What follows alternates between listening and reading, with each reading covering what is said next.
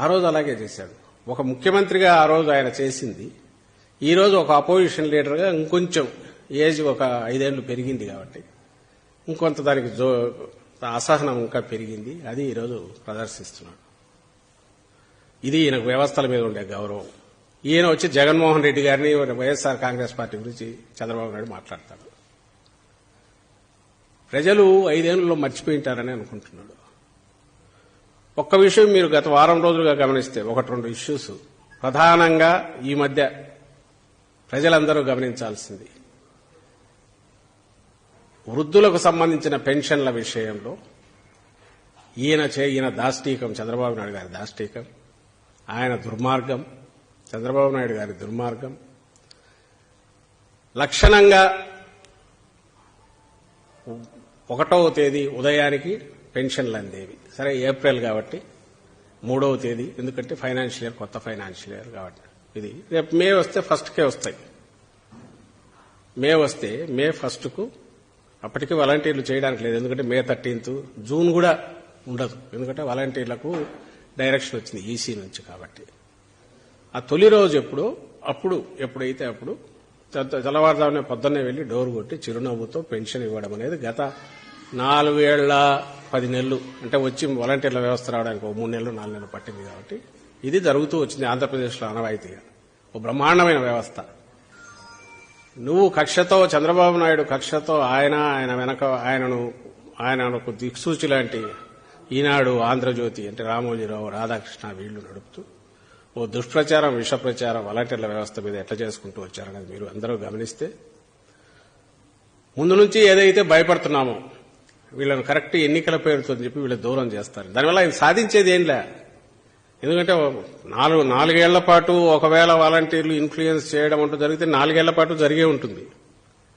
ఈరోజు ఈ నెల 2 నెలల్లో వాళ్ళు ఇవ్వనంత మాత్రాన, ఇంటికి వెళ్లి ఇవ్వనంత మాత్రాన ఒకవేళ ఆ ప్రభావం ఏమన్నట్టు, ఆ ప్రభావం వస్తున్నది వాలంటీర్ వెళ్లి ఇస్తున్నందువల్ల కాదు, జగన్మోహన్ రెడ్డి గారు ఏదైతే పంపిస్తున్నారో అది చేతికి అందుతున్నందువల్ల.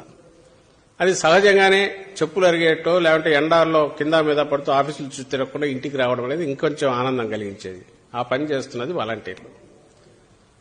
నువ్వు దాన్ని ఎలాగూ తప్పించలేవు, ఎందుకంటే పెన్షన్ అయితే నువ్వు ఆపించలేవుగా. అంటే శక్తి ఉంటే అది కూడా ఆపించేవడము. ఈ సిటిజన్స్ ఫర్ డెమోక్రసీలా ఇంకోదాన్ని ఏదో దాన్ని పెట్టి ఈ పెన్షన్లు ప్రలోభ పెడతాయి కాబట్టి వాటిని ఆపించండి అని చెప్పేవాడేమో. అంత ధైర్యం చాలినట్ల. సో వాలంటీర్ల వరకు ఆపాలనుకున్నాడు. ఈ నిమ్మగడ్డ రమేష్ అనే ఒక వ్యక్తి, తన ఏజెంట్ ఎవరున్నారో ఆయన దీనికోసమే పెట్టించి ఆ రోజు నుంచి అటాక్ చేయించి దానివల్ల ఈసీ నుంచి ఆ డెసిషన్ వచ్చింది. ఈసీ ఏమైంది, ఎలక్షన్ కమిషన్ ఆల్టర్నేటివ్ ఏర్పాట్లు అంది. ఆల్టర్నేటివ్ ఏర్పాట్లు చేస్తున్నారు. ఆల్టర్నేటివ్ ఏర్పాట్లు నిజంగా వాలంటీర్లు పోయి ఇవ్వడం వల్ల ఫాస్ట్గా అవుతూ ఈ వ్యవస్థలు ఏమీ అవసరం లేకుండా ఇంటి దగ్గరికి ఇవ్వగలిగితే అసలు వాలంటీర్ల వ్యవస్థ ఎందుకుంటుంది? హ్యాండ్ హోల్డింగ్ ఎందుకు చేస్తుంది? దాని బాధ్యత అది. అయినా సరే ఇన్నాళ్లు నువ్వు యాక్సెప్ట్ చేయని 1,26,000 మంది, 1,30,000 మంది సెక్రటరియట్ ఉద్యోగులు ఉన్నారు కదా, వాళ్లతో ఇప్పించు, ఇంటికి పంపించే అని అన్నావు. వాళ్ళకు వేరే డ్యూటీస్ ఉండవా? డ్యూటీస్ చేసుకుంటూ వీలైనంత ఫాస్ట్ గా త్వరగా ఇవ్వాలి. రాగలిగిన ఏబుల్ బాడీ వీళ్ళంతా రండి, మిగిలిన వాళ్ళకి మేము అయిపోయినాక వచ్చి ఇస్తామని చెప్పి ఇచ్చారు. 2 days లో నేను ఈరోజు చూస్తే 93% పైన అయిపోయింది. అంటే కరెక్ట్ 2-3 days, 2.5 days లో 90% పైన కంప్లీట్ చేశారు. మామూలుగా అయితే ఫస్ట్ డే కంప్లీట్ అయ్యేసరికి 85 అయ్యేది, సెకండ్ డేకి అయిపోయేది, మిగిలింది ఎవరైనా ఊర్లో లేకనో రకరకాల కారణాలలో కొంత అయిపోయేది.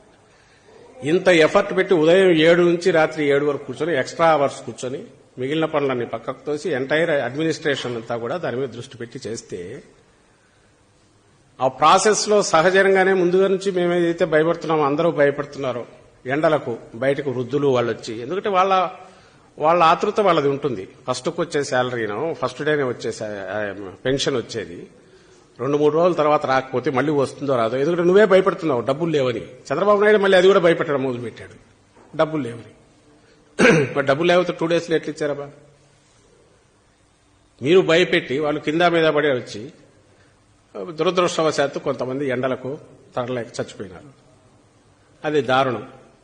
దాని మీద నీకు సింపతి లేదు. మళ్ళీ అది తీసుకుని నిన్న ఇంకో లెటర్ రాస్తాడు.